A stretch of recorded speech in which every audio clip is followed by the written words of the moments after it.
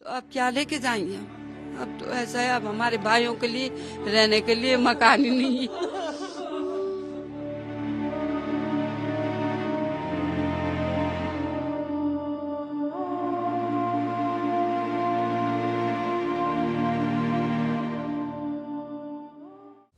ये वो घर है जिसे बनाने में उम्र भर की कमाई लगी।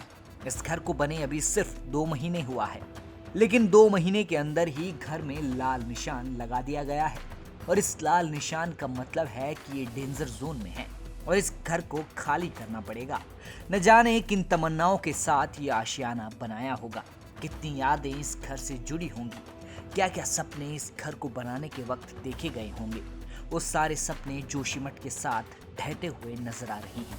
इस घर को बने 2 महीने हुआ है और घर के मालिक आखिरी बार अपने घर को देखने आए हैं। वो आशियाना अब खतरे की जद में है जो बड़ी शिद्दत से बनाया गया था। आंसू रुक नहीं रहे, घर के आंगन पर दरारें फैल चुकी हैं।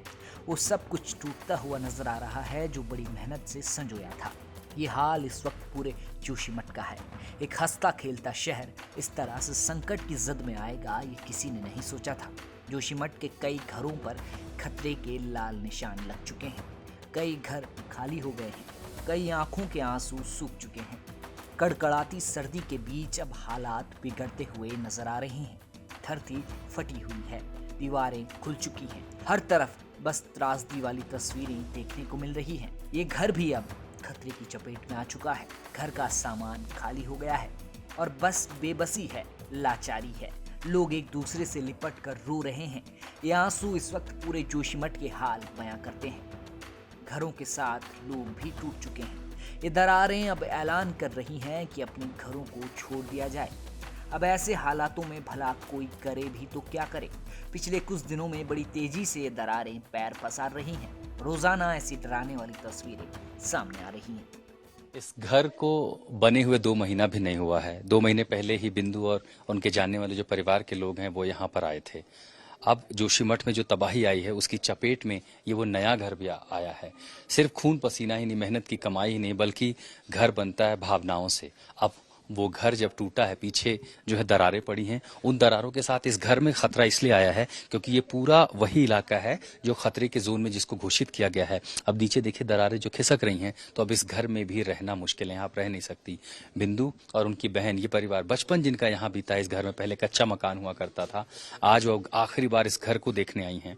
यूं तो तैयारी थी कि परिवार एक साथ रहता, एक साथ समय बिताते, लेकिन आप देख रहे हैं कि जोशीमठ में क्या हुआ है, कैसे इस आपदा ने सब कुछ उजाड़ दिया है, बर्बाद कर दिया है। इस शहर में कुछ बचा नहीं है। अब आप देखिए घर के अंदर जाने का हिस्सा नहीं, सामान ज्यादातर जा चुका है।